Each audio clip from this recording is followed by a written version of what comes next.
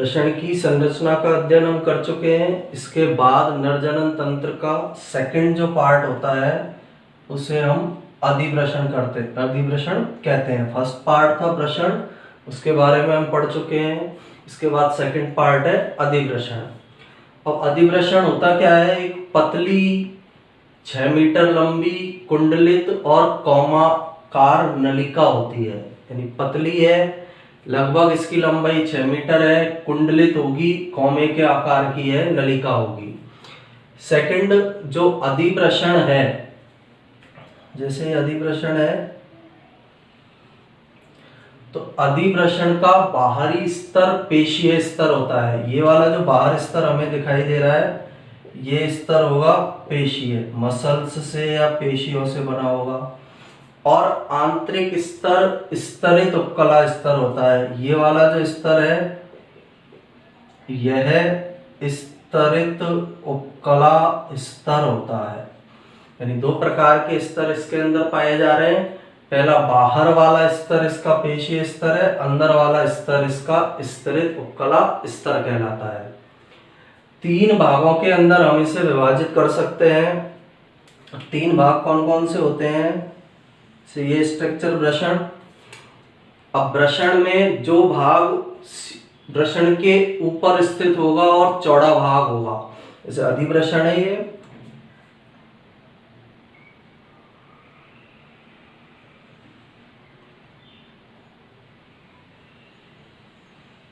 ये अधिवृषण है। तो पहला भाग इसका शीर्ष अधिवृषण होगा। वृषण के ऊपर स्थित चौड़ा भाग होता है। ये जो भाग हमें दिखाई दे रहा है ये वाला भाग, इसको हम बोलेंगे शीर्ष अधिवृषण। जो वृषण के ऊपर स्थित होगा, ऊपर स्थित चौड़ा भाग जो है उसे शीर्ष अधिवृषण के नाम से जाना जाता है। अब इनमें अंतर करने के लिए हम इसको थोड़ा सा चौड़ा बना देते हैं। इस तरह का वृषण के ऊपर स्थित भाग शीर्ष अधिवृषण कहलाता है। तो अधिवृषण का विभाग है, वृषण के ऊपर स्थित होगा, चौड़ा होता है, शीर्ष अधिवृषण या कैपुट एपिडिडाइमिस के नाम से इसे जाना जाता है। शुक्र वाहिकाएं इसी भाग में आकर खुलती है। अब यहाँ वृषण से जो शुक्र वाहिकाएं निकलेंगी तो ज्यादातर शुक्र वाहिकाएं इसी शीर्ष अधिवृषण संरचना में आकर खुलती है। यानी ये जो इस सामने दिखाया है तो ये शीर्ष वाला हिस्सा है, यहाँ पर शुक्र वाहिकाएं आकर खुलेंगी। सेकंड मध्य अधिवृषण, मध्य का सकरा भाग होता है। ये वाला जो बीच का हमको भाग दिखाई दे रहा है इसको बोलेंगे मध्य अधिवृषण। बीच का थोड़ा सा कैसा भाग होता है? सकरा भाग है, वृषण की पश्च सतह तक फैला रहता है। अब वृषण हमें इस प्रकार से दिखाई दे रहे हैं,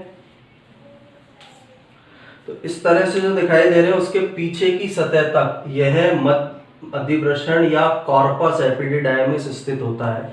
ये वृषण का अगला हिस्सा है, इसके पीछे की तरफ मध्य अधिवृषण या फिर कॉर्पस एपिडिडायमिस उपस्थित होगा, यानी पश्च सतह तक ये फैला हुआ पाया जाता है, पीछे की तरफ तक यह पाया जाएगा। तीसरा भाग है पुच्छक अधिवृषण, कॉडा एपिडिडायमिस जिसे बोला जाता है, अंतिम पतला भाग है।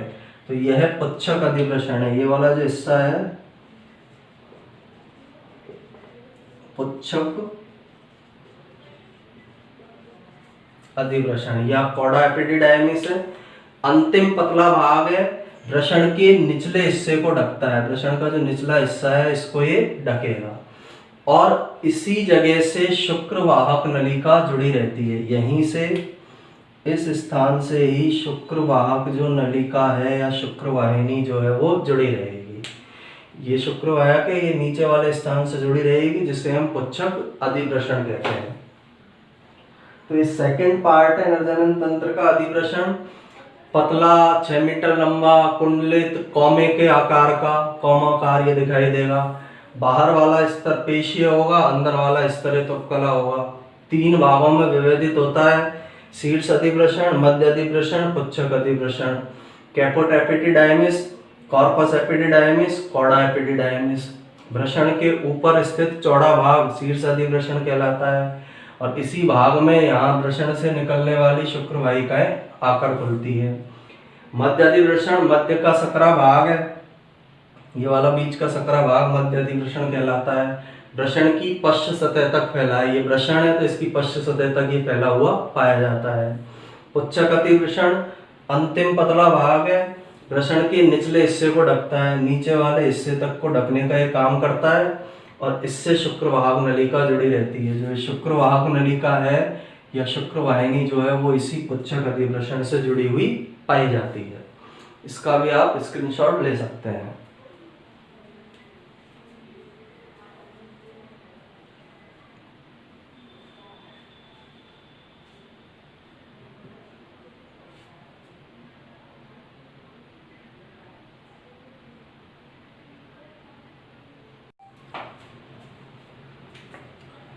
नर जनन तंत्र में हम दो स्ट्रक्चर की स्टडी कर चुके हैं, पहला भाग वृषण, दूसरा भाग अधिवृषण।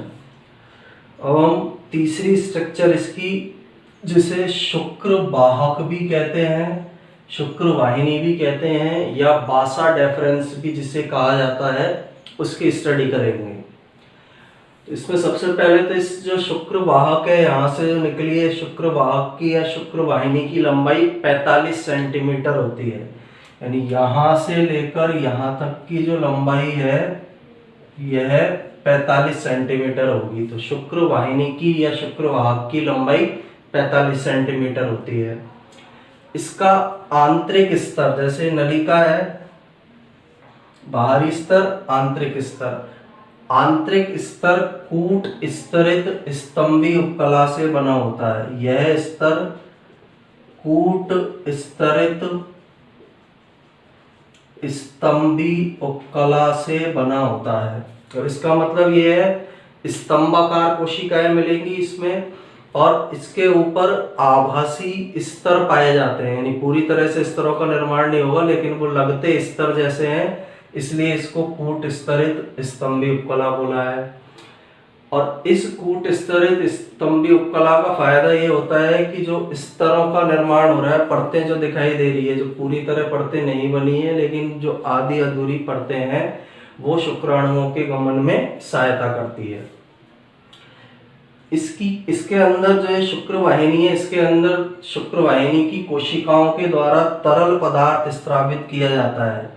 यहाँ पर इस तरह का तरल पदार्थ स्रावित किया जाएगा शुक्र वाहिनी की कोशिकाओं के द्वारा, जो शुक्राणुओं के मार्ग को चिकना बनाता है। शुक्राणुओं को घर्षण, जब शुक्राणु इसमें से गमन करें तो उनको घर्षण महसूस नहीं हो, इसलिए इसकी कोशिकाओं के द्वारा एक लिक्विड या तरल पदार्थ का सिक्रेशन किया जाएगा। इसकी जो दीवार है, ये जो भित्ति है, इसमें इसकी कोशिकाओं में तरंग गति उत्पन्न होती है। इस तरह की इनमें गति उत्पन्न होती है तरंग के समान इस भित्ति में या इसकी दीवारों में, जिसके कारण शुक्राणु आगे बढ़ते हैं। नीचे से ऊपर जाएंगे तो तरंग गति उत्पन्न होगी, उस तरंग गति से वो आगे की ओर गति करेंगे।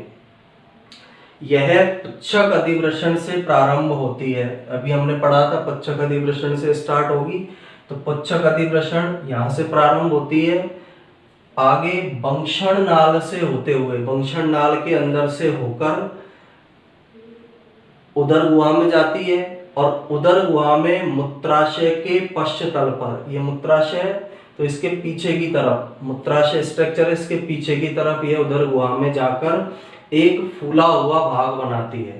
जैसे यहाँ से गई पुच्छक अधिवृषण से प्रारंभ हुई, वंक्षण नाल से होती हुई उदर गुहा में पहुंची, उदर गुहा में मूत्राशय के पश्च तल पर एक फूले हुए भाग का ये निर्माण करेगी। उस फूले हुए भाग को एम्पुला कहते हैं। ये जो मूत्राशय इसके पीछे की और एक फूला हुआ भाग बनाती है शुक्रवाहिनी, और इसे हम एम्पुला कहते हैं। एम्पुला के अंदर शुक्राशय की वाहिनी खुलती है। अब ये जो सहायक जनन ग्रंथि है शुक्राशय, इसकी वाहिनी भी पीछे की और एम्पुला वाले भाग में खुलेगी। यानी वहां पर शुक्र वाहिनी पहुंची, फूल गई, फूलने के बाद उसके अंदर शुक्राशय से निकली हुई नलिकाएं मिल जाती है। शुक्राशय की वाहिनी भी उसमें खुलेगी एम्पुला में, और इन दोनों के मिलने से स्खलनीय वाहिनी बनती है। जब शुक्र वाहिनी का एम्पुला भाग में शुक्राशय की नलिकाएं आकर जुड़ जाती है, तो इन दोनों के जुड़ने से एक नलिका बनती है। उस नलिका को हम स्खलनीय वाहिनी कहते हैं। और स्खलनीय जो वाहिनी है वो स्खलनीय वाहिनी मूत्र मार्ग में खुलती है। मूत्राशय से नीचे जो मूत्र मार्ग पाया जा रहा है उसके अंदर ये स्खलनीय वाहिनी ओपन होगी।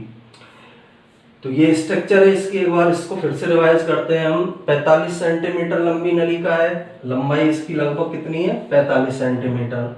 भीतरी स्तर कूट स्तरित स्तंभी उपकला से बना। ये जो भीतर वाला स्तर है कूट स्तरित स्तंभी उपकला से बना है, यानी लगभग परतों के जैसी संरचना इसमें दिखाई देती है। कोशिकाओं द्वारा तरल पदार्थ सिक्रेट होगा जो शुक्राणुओं के मार्ग को चिकना बनाएगा, जिससे शुक्राणुओं को घर्षण का अनुभव नहीं होगा। इसकी जो दीवार है भित्ति, इसकी पेशियों में तरंग गति उत्पन्न होती है, जिससे शुक्राणु नीचे से ऊपर की ओर गति करते हैं। प्रारंभ पुच्छक अधिवृषण से होगी, बंक्षण नाल में से होती हुई कहाँ पहुंच जाती है, उदर गुहा के अंदर। उदर गुहा में जो ये मूत्राशय स्ट्रक्चर है, ये मूत्राशय स्ट्रक्चर है, तो उदर गुहा में पीछे की तरफ गई, यहाँ से नीचे से गई थी इस तरह से, उदर गुहा में पीछे की तरफ जाकर इस तरह का क्या बना देगी, एक फूला हुआ भाग। इस फूले हुए भाग को बोला जाता है एम्पुला। उदर गुहा में मूत्राशय के पस्थल पर जाकर ये एम्पुला का निर्माण कर देगी। एम्पुला में ये जो शुक्राशय है, शुक्राशय यहाँ स्थित है, तो इस शुक्राशय की नलिकाएं आकर मिलेंगी, और जब एम्पुला भाग में शुक्राशय की नलिकाएं आकर मिल जाएंगी तो इन दोनों के मिलने से एक वाहिनी बनती है, ये दोनों के मिलने से, जिसे स्खलनीय वाहिनी कहते हैं। दोनों संरचनाएं जब मिल जाती है शुक्र वाहिनी के एम्पुला भाग में, शुक्राशय की नलिकाएं आकर जुड़ी, दोनों के मिलने से एक वाहिनी या नलिका बनेगी, उस नलिका को हम स्खलनीय वाहिनी कहेंगे। इन दोनों के मिलने से ये स्खलनीय वाहिनी का निर्माण होगा, इसको स्खलनीय वाहिनी के नाम से जाना जाता है। स्खलनीय वाहिनी जो है वो मूत्राशय में जो मूत्र मार्ग पाया जा रहा है उसमें जाकर खुल जाती है। तो ये स्ट्रक्चर हमारी शुक्र वाहिनी, शुक्र वाहक या बासा डेफरेंस की होती है। इसके बाद फोर्थ स्ट्रक्चर है मूत्र मार्ग या यूरेथ्रा। ये वाला जो हमें हिस्सा दिखाई दे रहा है नरजनन तंत्र का नेक्स्ट पार्ट है मूत्र मार्ग या यूरेथ्रा के नाम से जिसे जाना जाता है। मूत्र मार्ग क्या है, मूत्राशय से मूत्र वाहिनी निकलेगी, स्खलनीय वाहिनी निकल चुकी है। अब जो ये मूत्राशय है, इस मूत्राशय से एक नलिका निकलती है, ये मूत्राशय से निकलने वाली नलिका है। इस नलिका को बोला जाता है मूत्र वाहिनी। ये वाली जो नलिका है इसे क्या कहा जाता है, मूत्र वाहिनी। तो स्खलनीय वाहिनी, स्खलनीय वाहिनी के पास में आकर क्या मिल गई, मूत्र वाहिनी। इन दोनों के मिलने से, ये दोनों नलिकाएं जब आपस में मिल जाती है तो इन दोनों के मिलने से एक नलिका बन जाती है। यानी स्खलनीय वाहिनी और मूत्र वाहिनी के मिलने से एक नलिका का निर्माण होगा। उस नलिका को मूत्र जनन नलिका या मूत्र मार्ग कहते हैं। ये जो नलिका बनी है ये मूत्र जनन नलिका या मूत्र मार्ग कहलाती है। इसकी लंबाई 20 सेंटीमीटर होगी। मूत्र जनन नलिका या मूत्र मार्ग की लंबाई 20 सेंटीमीटर होती है। और यह नलिका, ये मूत्र मार्ग था, ये नलिका पूरी बनी, आगे जाकर शिश्न के शीर्ष भाग पर यहाँ पर एक मूत्र जनन छिद्र पाया जाता है। तो इस मूत्र जनन छिद्र के अंदर जाकर खुल जाती है। इस मूत्र जनन छिद्र में यह मूत्र जनन नलिका या मूत्र मार्ग आकर खुल जाता है। तो इस फोर्थ स्ट्रक्चर को हम मूत्र मार्ग या यूरेथ्रा कहते हैं।